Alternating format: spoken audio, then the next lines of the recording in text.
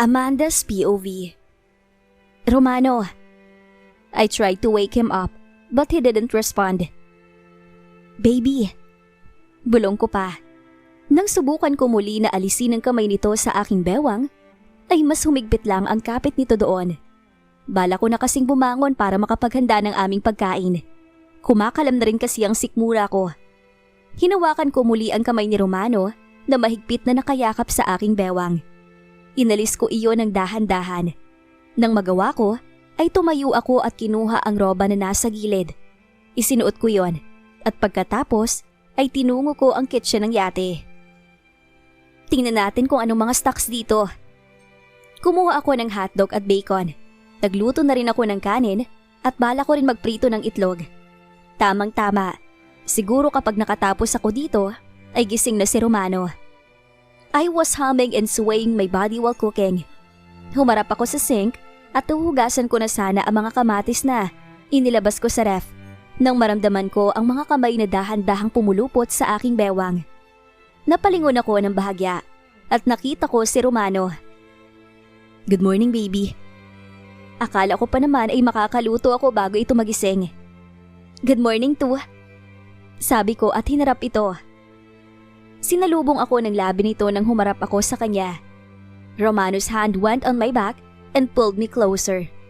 Nakatingkayad na ako upang mapantayan ko ito at maabot ang labi nito. Morning kisses? I asked. Romano's breath touches my face. Itinikit nito ang noo sa akin habang malapad ang ngiti. Morning kisses, baby.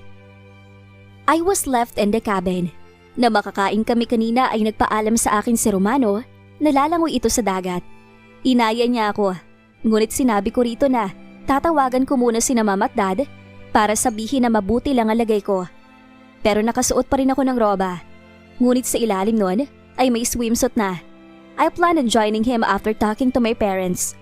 Nalaman ko kay Romano na hindi na rin naman pala susunod ang mga ito upang samahan kami at plano lang talaga niya na mailayo ako upang makausap. It was actually unexpected that Luther would help him.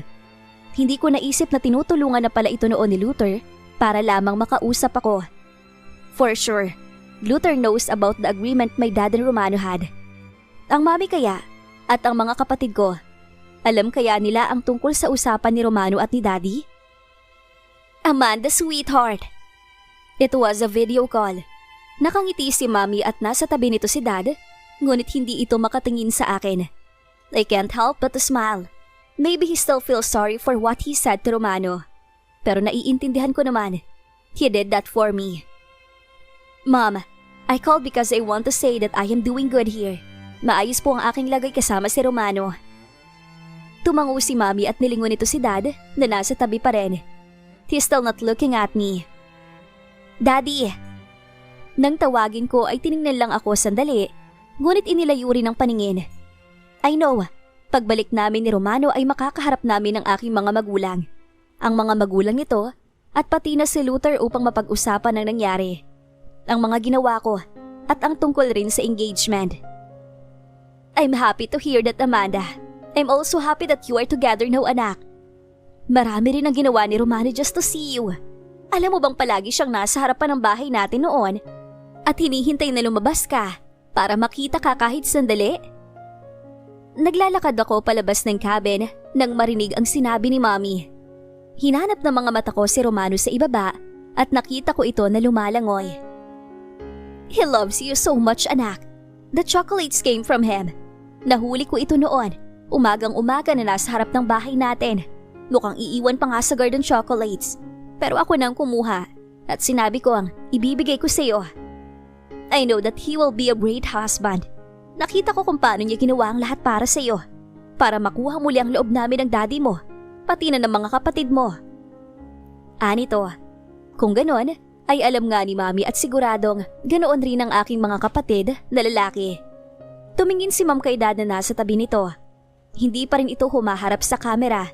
He looks so guilty, but I understand him. Your dad really likes Romano for you. He just made an agreement because he cannot accept that his only daughter was hurt by the man he likes for you to marry. And now look at him. Sobrang guilty. Dahil parehas pa kayo lubhang nagkasakitan. Dahil sa desisyon niyong yon, hindi rin kasi inaasahan ng daddy mo na hindi ka tatalikod sa engagement. Napangiti ako ng tipid. I actually forgot about the engagement with Luther, Mommy. We're doing good as friends. He's been supporting me since he found out that I was in his brother's house pretending as a maid. Luther and I are very good friends. Kahit to hindi na nababanggit ang engagement, wala rin naman sa isip namin na matutuloy yon dahil alam naman namin kung anong tingin namin sa isa't isa. Well, what happened between the two of you just made your love stronger for each other. Hindi na rin masama ang ginawa ng daddy mo dahil nakita naman namin na wala talagang balak sumuko si Romano. Naghihintay lang to sa'yo na tumalikod sa engagement para malapitan ka na niya ulit. Ngunit mukhang naubos na rin ng pasensya dahil gumawa na ng paraan kahit hindi ka pa nagbaback out. He was threatened by the action of his brother, anak. Actually, pati na ang daddy mo. He asked me kung nakakausap ba kita tungkol kay Luther. Your dad was scared also. Takot rin na hindi ang lalaking nais niya ang makatuluyan mo. Sabi ko nga sa dad mo, ayan, ngayon takot ka. Tinakot mo pati ang future manugang natin. Nasaktan pa ng sobrang anak mo. I saw Dad take the phone on Mommy's hand. Napahagikik ako dahil sa pag-aagawan nilang dalawa. You're embarrassing me, Tatiana. Hindi naman sa takot ako. Totoo naman. I am saying the truth, anak. Thank you, Daddy. Thank you so much. I love you too. Kayo ni Mommy. Maraming salamat po for choosing the better man for me. Your daddy was so happy. We are all happy, anak. We can't wait to see the both of you. We are also expecting the wedding date when you get back. Enjoy, anak. Napangiti ako. I would love that. Nang maputol ang tawag ay bumalik ang aking mga mata kay Romano. Umahon na ito sa dagat at ngayon ay palapit sa akin. Is there a problem? Did you cry? Walang problema. Tapos ka na ba? Humawak ito sa aking bewang at ngumiti. No, I came here to get you. Mukhang tapos ka na rin naman na pagkausap sa mga magulang mo. Now, can I have your time? Let's swim. Ibinaba ko ang aking cellphone sa gilid at umangat ang aking mga kamay papunta sa batok nito. Romano pulled me closer and bent down para mahagkan ako. Habang ang mga kamay nito ay abala sa pagtanggal ng tali ng aking roba. Nang humiwalay ang labi nito, ay nakita ko ang malapad nitong ngiti. Akala ko ba lalangoy? Bakit iba naman ata ang gusto mong mangyari? Tanong ko na ikinahalakhak nito. Tinanggal na nito ang aking roba at kinuha ang aking mga kamay. Naglakad kami papunta sa gilid at bumaba. Nang maramdaman ko ang malabig na tubig ay napasinghap ako. Romano pulled me closer. Na makalayo na kami sa yate ay bigla niyang binitawan ng kamay ko at sumisid sa ilalim. Ang lamig! Sigaw ko nang nakangiti. One of the best place to let out our feelings for each other. Tahimik at maganda ang paligid. Naririnig ko ang huni ng mga ibon. Malinis at malinaw ang tubig. Nang umahon si Romano ay lumangoy ito palapit sa akin. Hinapit niya ako sa bewang. Did they ask you when we were going to come back? Tanong niya sa akin. Hindi naman. Sinabi lang sa akin ni Mami na hindi na sila makapaghintay na makabalik tayo. Maybe our parents will talk about us and the engagement with Luther. We are going to talk about our marriage once we get back and not the engagement with Luther. Nakita ko na umangat ang labi ni Romano. He gave me a smug look. Ito na naman siya. Wala namang ginawang masama si Luther. Tinulungan pa nga ito. Ang pesteng yun. Pasalamat siya at hindi ko siya sinapak. Kaagad kong pinalo ang braso nito na ikinataas ng mga kilay sa akin. He's kind, Romano. Luther helped me. And you also. He was there when I was in so much pain. He told me that he likes you. Hindi mo ko masisisi kung nakaramdam ako ng galit kay Kuya Amanda. Siya rin ang palaging kasama mo. Siya ang palaging nasa tabi mo nun. Kaya hindi mo rin ako masisisi kung nagalit ako sa kanya. He knows that I love you. Mahal na mahal. Tapos aasarin pa ako ng pesteng yun. Teka, magtatalo ba kami tungkol dito? Salubong ang mga kilay nito at mukhang naiinis ito dahil sa sinabi ko. He did say that he likes me, but Luther didn't make a move. Wala siyang ginawa para makuha ako o magkagusto ako sa kanya, Romano. Luther was actually helping us to be with each other again. Ano bang ikinaiinis mo? Napaharap ito sa akin at itinulak ko naman siya. Nakaramdam na rin ako ng inis dahil sa mga sinabi nito. Nakita ko kung paano kami tulungan ni Luther, kaya dapat imbis na mainis ito sa kapatid, ay dapat magpasalamat pa ito. Baby, hindi ko ito pinansin. Lumangoy lang ako palayo rito, pero mabilis niya naman akong naabutan at nahuli sa aking tiyan. I'm sorry. Anito at hinagkan ako sa noo. Ang seloso mo talaga. Kasama mo na nga ako dito ngayon. Tayo lang dalawa. And Luther help you. Dapat hindi ka na nagsiselos ng ganito. I can't help it. Kahit sino pinagseselosan ko pagdating sa'yo. I'm sorry baby. Huwag ka na mainis. Inirapan ko ito. Nang hindi ako nagsalita ay naramdaman ko ang mga kamay nito sa aking pang-upo. Habang ang mukha nito ay bumaba sa aking balikat at humagkan doon.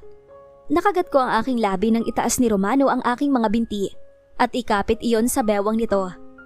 I know what he wants. Ito na naman ito. Romano, katatapos lang kagabi. Sabi ko rito nang maramdaman ko ang kasangga nito. And I want to do it again. Anito at sinimula nitong idikit ang kasangga sa ibaba ko. Kahit na nakatrunks pa si Romano at may suot pa ako na pang ibaba, ay hindi nakahadlang iyon para maramdaman ko ang kakaibang ligaya na ginagawa nito. And again, paano na nga kami napunta sa ganitong sitwasyon? Kanina lang ay naiinis ako sa kanya. Ngayon naman ay mahina niya akong pinapasigaw. Akala ko doon na sa tubig matatapos ang lahat. Ngunit nang makaakyat kami sa yate, ay hinila niya ako sa loob ng deck. Tinanggal nito ang swimsuit ko at sinimulang umatake sa akin. Lumipas ang mahabang sandali, ay pinuno namin ng malalakas na sigaw ang buong yate. At pagkatapos ng isang malakas na galaw ni Romano, ay sabay naming naabot ang sukdulan. Parehas kami naghahabol ng hininga habang nasa harapan ko pa rin si Romano. Akala ko ay tapos na ang mainit naming tagpo ng araw na yon. OMG, pero may susunod pa pala. Pagkatapos lang ng pagkain namin ng tanghalian, ay nagulat ako nang yakapin niya ako mula sa likod habang umiinom ako ng tubig. I know what will going to happen next. Ano ba? Hindi ka ba napapagod? Tanong ko rito habang nakadikit ang likod ko sa ref at patuloy na umaatake sa akin si Romano. Do you think I will get tired of doing this? I wanted children from you. I need to give my best performance, Amanda. Buisit, hindi to tumigil sa kusina. Binuhat pa ako at dinala sa kama at doon ito itinuloy ang aming ginagawa. Wala na yatang gustong gawin sa maghapon si Romano kung hindi ang atakihin ako. Mabuti na lang ngayon at nakatulog na ito at makakapagpahinga ng perlas ko. Bigla ko tuloy na alala ko ang binanggit nito ng ilang ulit kanina habang gumagalaw sa ibabaw ko. Nais daw nito ng anak sa akin. Masyadong sigurista. Akala mo naman matatakbuhan ko pa siya ngayon. Maya-maya ay kinuha ko ang cellphone ko at lumabas sa harapan ng yate. Malapit nang dumilim. Naisipan kong tawagan si Tess through video call para kamustahin. I also wanted to say what happened to me. Tiyak na mabibigla ito. Yes, Amanda? Chillin' like a villain tayo ah. San yan? Nakangiti lang ako sa kanya. Tess, okay na kami ni Romano. I'm here at his yacht. Nagkausap na kami. Nagkaliwanagan na rin. Nakita ko ang panlalaki ng mga mata nito. Natuto pa nito ang bibig at naglakad-lakad at hindi ko naman malaman kung saan ito pupunta dahil pabalik-balik lang ito. Tess, ang OA mo. Bruha ka? Anong OA? Kahapon nga lang parang mapapaslang mo na sa galit at selos mo si Romano. Tapos ngayon, sasabihin mo na okay na kayo? Malamang mas masyasyak ako. Oo nga naman. Ipaniliwanag ko kay Tess ang mga nangyari at talagang gulat na gulat ito. OMG! So I was right when I thought that there's something on Tito Eduardo? Grabe, naghihintayin lang pala kayo ni Romano. I cursed at him pa naman. Ngumiti ako at pagkatapos ay hinawi ang buhok ko na nililipad ng hangin. But we are okay now. Hindi ko palang alam kung kailan kami babalik para makaharap ang aming mga magulang at para rin pag-usapan ng tungkol sa kasal. Romano wanted to get married immediately. Yun ang pag-uusapan namin pagbalik. Grabe, sa dami ng luhang iniyak mo at sa matinding sakit na naramdaman mo, kayo din talaga para sa isa't isa. Pero nakita ko na rin naman yan na mangyayari kahit umiepal yung bruha na kapitbahay ni Romano. Ano nga ang pangalan nun? Clarice? Hindi sa party ni Tita Cynthia magtatapos ang paghaharap namin ni Clarice. She should know her place. Mukhang kailangan gisingin ko ito ng matindi para malaman na wala itong aasahan na pagmamahal kay Romano. I will deal with that woman, lalo pa ngayon na nalaman ko ng totoo. Romano is mine, sa akin lang. At ipapakita ko kay Clarice yon ng harap-harapan. Go! Baka pa ko. Gigil din ako sa babaeng yun eh. Gusto ko siyang kurutin gamit ang aking gold nail cutter. Pero mabalik tayo. Diyos ko, I am so happy for you, Amanda. Tuloy-tuloy lang rambulan sa kama. Laban na laban ka na naman yan, ha? Makakatikim ka na ng jumbo hotdog, pero dapat kayanin mo, ha? Bruha ka talaga, puro ka kalokohan. Maya-maya ay mariin naman ito ngayon na nakatingin sa akin. Pero iba yung ngiti mo eh. Napahawak naman ako sa mga labi ko dahil sa sinabi ni Tess. Ano naman ang kakaiba sa ngiti ko? Bakit? May ano? Nagtataka kong tanong sa kanya. Seryoso kong hinintay ang sagot ni Tess at nang marinig ko yon ay napapikit na lang ako. Ngiting na diligan ng bongga. Nakailan na ba today, Amanda? Bakit umasa pa ako na makakakuha ko ng matinong sagot sa babaeng to? Sa kabilang banda, nang sabihin ko kay Mami na uuwi na kami, ay nakatanggap ako kaagad ng mensahe rito na pupunta si Tita Cynthia at si Tito Royce sa aming bahay. We are going to talk about what happened. Nagulat ako at sinabi ko na baka maaari nang sa susunod na araw na lamang. But my mother refused. Sinabi sa akin na hindi na rin makapaghintay ang mga magulang ni Romano na makita kaming dalawa na magkasama at upang makausap na rin sa totoong nangyari. Siyempre ako naman ay kinakabahan at sobrang nahihiya. Now we are in front of our parents and Romano who was holding my hand. Mahigpit ang hawak niya doon habang nakatingin kami ngayon sa aming mga magulang. Makalipas lang ang mahabang sandali ay nasabi ko na sa mga magulang ni Romano ang totoong nangyari. Humihingi po ako ng tawad sa inyo. Tumingin ako sa mag-asawang sa Avedra at yumuko. I saw the teary-eyed of Tita Cynthia. Tumayo ito at lumapit sa akin. Napatayo na rin si Tito Royce. When Romano's mother was in front of me, I stand and hug her. It's okay, Iha. You don't need to apologize. Stop saying sorry. Naiintindihan namin at tanggap ka naman. Masaya pa rin ako. Masaya ako para sa inyo ni Romano. Nagulat lang ako dahil ang akala ko talaga ay si Luther. Sabi ni Tita at tumingin ito sa pangalawang anak na nakangiti at nakaupo sa gilid. Humiwalay ako ng yakap kay Tita at napatingin kay Luther. Mommy, I like her. That's true. Nagustuhan ko nga si Amanda, pero hindi ko naman po pinangarap na magustuhan rin niya ako at magkaroon kami ng relasyon. Because from the very start, I know that she's my brother's woman. Ginising ko lang talagang kapestehan ni Romano. Binalingan ko naman si Romano at masama ang mukha nito. Pinagsalikop ko ang aming mga kamay. Nang bumaba ang tingin niya sa akin, ay umaliwalas muli ang itsura nito. Yumuko ito at hinagkan ako sa noo ko. And then his hand went on my waist. Hinapit ako palapit at muling tumingin kay Luther. I know what I was doing that time, Luther. Naku, pero selos na selos. Natakot pa nga kaya nung gabi ng dinner bumalik sa mansyon. Napangiwi ako dahil sa usapan ng dalawa. Nang tumikim si Daddy ay napatingin kami sa kanila. Okay, now can we proceed to the wedding? Nang sabihin iyon ni Daddy ay nagkatinginan kami ni Romano. Ang lapad ng ngiti ng loko. Ito ba naman kasi ang talagang pinakahihintay nito sa lahat? Ang usapang kasal namin. There will be no Luther and Amanda engagement. Sa akin pakakasal si Amanda. Oo nga, paulit-ulit. Sabi ni Luther sa kapatid. Nagtawanan naman kami mga kababaihan na naroon. Samantalang si Daddy at ang Tito Royce ay napapailing sa dalawa. Our parents started to talk about our marriage. Sinabi rin ni Romano na kung maaari ay sa susunod na buwan na. Nang tanungin ako ng aking mga magulang ay hindi naman ako umapela dahil tiyak na magtatampo ang katabi ko. So, this is pamamanhikan na rin talaga. My goodness, I can't believe this. Sa aking bunso maikakasal si Amanda. Ani Tita Cynthia. Well, they're destined to be together, Cynthia. Nakita mo naman, nagkalayo at nagkasakitan. Pero they are now back in each other's arms. Sagot naman ng aking mommy. I felt Romano's hand on my waist tightened. Yumuko ito at bumulong sa aking tenga. I can't wait to take you home, baby. Ayan na naman to. Yung tono ng boses nito ay nangaakit na naman. Ilang beses na namin yung ginawa sa yate at hindi naman ako makahindi dahil magtatampo ito. At gusto ko nga rin naman. Tumigil ka nga, Romano. Our parents are talking about our marriage. Akala ko'y gusto mo na akong matali sa'yo. Makinig ka sa kanila. Bulong ko rito at muling ibinalik ang paningin sa aming mga magulang na nag-uusap. Nagkakasiyahan ang mga ito at pinag-uusapan ng kasal na magaganap. Si Luther naman na nasa gilid ay nakatuon sa cellphone nito at mukhang may pinapanood. Gustong-gusto, Amanda. Wala ka naman ang kawala sa akin.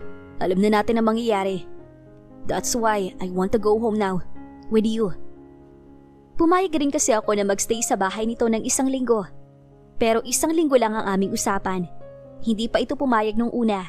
Pero pinapili ko siya kung papayag ito na 1 week o hindi ako magstay sa bahay nito. Of course, I wanted to live in his house. But things are different now. Ako na si Amanda at hindi pa kami kasal. We need to wait until we get married. Kulit din kasi nitong si Romano. Ayaw na ata sa akin humiwalay. Okay, it's settled. The next month. Pero ito lang ang tanong ko sa inyong dalawa. After that 1 week, imposible naman na wala pa kayong nabuo. Sabi ni Tita Cynthia. Muntik na akong masami dahil sa sinabi ni Tita Cynthia. Talagang gustong-gusto nitong madagdagan ang kanyang apo. Napatingin ako kay Daddy at kay Mommy. They are smiling at me. Kung wala pa, Mama, talagang mahina si Romano. Napangiwi akong muli sa banat ni Luther at mabilis akong napalingon kay Romano. Nakita ko ang inis sa mukha nito habang nakatingin sa kapatid. Napakamapang-asar naman kasi ni Luther. Luther, stop teasing your brother. Suway ni Tito Royce. Dad, I'm just saying the truth. Kung wala pa ay, sigurado ako na buntis na si Amanda. Masama ang tingin ni Romano kay Luther at ang huli naman ay nangaasar pang ngiti na ibinigay. Napahawak ako sa aking batok dahil sa nangyayari. Nagpasalamat na lang ako nang tumayo ang aking ina at inaya na kami upang kumain ng pananghalian. Na makatapos kaming lahat sa pagkain, ay hindi na rin nagtagal ang bawat isa. Umalis na rin na mag-asawang sa Avedra kasama si Luther. Samantalang kami ni Romano ay naiwan pa dahil kukuha pa ako ng mga damit na dadalhin ko. He was left in the living room with my parents. Gusto pa ngang sumama sa silid ko pero hindi ko na pinayagan. Alam ko nang nais noon kapag kaming dalawa lang. Ang totoo ay kanina pa ako nito binubulungan. Gusto pa makascore dito sa bahay namin. Na makabalik ako ay tumayo si Romano at sinalubong niya ako at kinuha ang aking gamit. Tumingin naman ako sa aking mga magulang na naglakad palapit sa amin. Mr. and Mrs. Castellanos. You are still calling us like that, Romano. Magiging masaya ako kung Mommy at Daddy nang itawag mo sa amin. Sabi ng aking ina. Nilapitan ko si Romano at kumapit ako sa bewang nito. He looked at me. He's shy to call my parents. Tumikhim pa ito bago muling nagsalita. Aalis na po kami. Mommy and Dad. I'm sorry, hindi pa po ako masasanay. Masasanay ka rin. You will be part of our family sa oras na makasal na kayo ni Amanda. Tumango at ngumiti na lang si Romano sa sinabi ni Mommy. Maya-maya pa ay umalis na kami at sinabi ko na tatawag ako sa oras na makarating na kami sa Tagaytay. What do you want to eat for dinner? I asked Romano. You, Amanda. Napangiti at napailing ako sa isinagot nito. Walang kahilig-hilig si Romano. Kung ang inaalala nito ay baka hindi pa ako buntis, sa tingin ba nito sa dami ng itinanim niya sa akin ay wala pa rin laman to? Saka, iba ng pakiramdam ko. Matinong sagot, Romano, kapag hindi ka tumino, sa silid ko ako matutulog mamaya. Nakita ko na nagsalubong ang mga kilay nito habang nakatingin sa daan. I'm not kidding, Amanda. I want you for dinner. He said seriously. Hinata ko ang aking kamay na hawak nito at humalukip-kip ako. Wala na nga kaming ginawa sa loob ng 1 linggo kung hindi ang magsalo. Tapos hanggang sa 1 linggo ko ata sa bahay nito ay, yun pa ang balak nitong gawin namin. Gusto niya talaga akong araw-arawin. Iniisip mo pa rin ba kung bakit hindi pa ako nabubuntis? Kaya gusto mo palagi? No, Amanda. Alam ko naman na buntis ka na. Gusto ko lang ulit-ulitin. It feels so good. Ayaw mo ba? Napabuntong hininga na lang ako sa sinabi nito. Romano talaga. At hindi nga ito nagbibiro sa sinabi nito. Pagdating namin sa bahay, ay ibinabalang nito ang mga gamit ko sa kanyang silid. At sinunggaban na niya ang labi ko. 1, 2, 3. Hindi ko mabilang kung ilang beses na akong natapos hanggang sa tumigil na si Romano. Let's take a bath. Pagkasabi ni Romano noon, ay binuhat niya ako at dinala sa bathroom. Pagkatapos namin na maligo, ay nakatulog si Romano. Kaya ako naman ay bumaba upang pumunta sa kusina. Nakita ko si Manang Celia na naghahanda ng aming hapunan. Napangiti ako. Kanina kasi nang dumating kami ay wala ito. Manang! Mabilis siyang lumingon sa akin at nakita ko ang gulat sa mga mata nito. Naglakad ako palapit sa kanya at niyakap siya. Namiss ko siya ng sobra. Ngayon ay talagang magkakasama na kami dito. Mandy? Ang ibig kong sabihin na, Amanda, tihan ako. Nang humiwalay ako sa kanya ay nakita ko na nangingilid ang mga luha nito. Alam ko na isa si Manang sa nag-alala sa akin nang mawala na lang akong bigla dito sa bahay ni Romano. Pasensya na po talaga sa ginawa ko, Manang ha. Alam ko po na pinag-alala ko kayo ng sobra. Hinawakan niya ako sa pisngi at umiling. Ano ka ba? Nakalipas na yun, anak. Ang mahalaga ngayon ay, eto, masaya na kayo ni Sir. Nagmamahalan. Naku, hindi ko talaga alam na totoo mga sinabi mo noon sa akin. Hindi ko kasi mapaniwalaan. Pero ngayon ay, naniniwala na talaga ako. Pero nakakabigla pa rin, anak. Isa ka palang mayaman. Tumango ako sa sinabi ni Manang at muli itong niyakap. Ano pong iniluluto mo? Tulungan ko na po kayo. Sabi ko rito. Ayoko sana, kaso tiyak na mas matutuwa si Sir kapag ikaw ang nagluto. Sagot nito sa akin habang nakangiti. I spent my time cooking with Manang in the kitchen. Na makatapos kami ay 7:00 na ng gabi. Naghanda na rin ako sa dining area ng pagkain. Tulog pa rin kasi si Romano at hindi pa ito bumababa. Sandali lang po, Manang. Tatawagin ko na po si Romano. Amanda? Nagsalubong ang mga kilay ko nang marinig ko ang malakas na sigaw nito. Mabilis ako naglakad papunta kay Romano dahil doon. Amanda! Manang! Nakita mo ba si... Napahinto si Romano na makita niya ako sa kanyang harapan. Naglakad ito palapit sa akin at bigla na lang akong niyakap. Hindi ako kaagad nakapagsalita at nakaawang ang mga labi ko sa gulat. Amanda, I thought you left me. Humiwalay ito sa akin at nakita ko ang takot sa mga mata nito. Bumaba lang ako. Tinulungan ko rin si Manang. Hindi naman ako aalis. Hindi na kita iiwan. Tumangulang ito. We are getting married soon. I will not leave you. Hindi na ako aalis, Romano. And if you're scared, then I will stay here in your house. Tumango ito ulit sa akin. Baby, I'm sorry. Hindi ko mapigilan hindi isipin.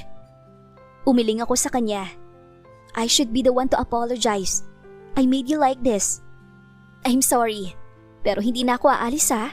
Hindi na kita iiwan. Promise ko yon.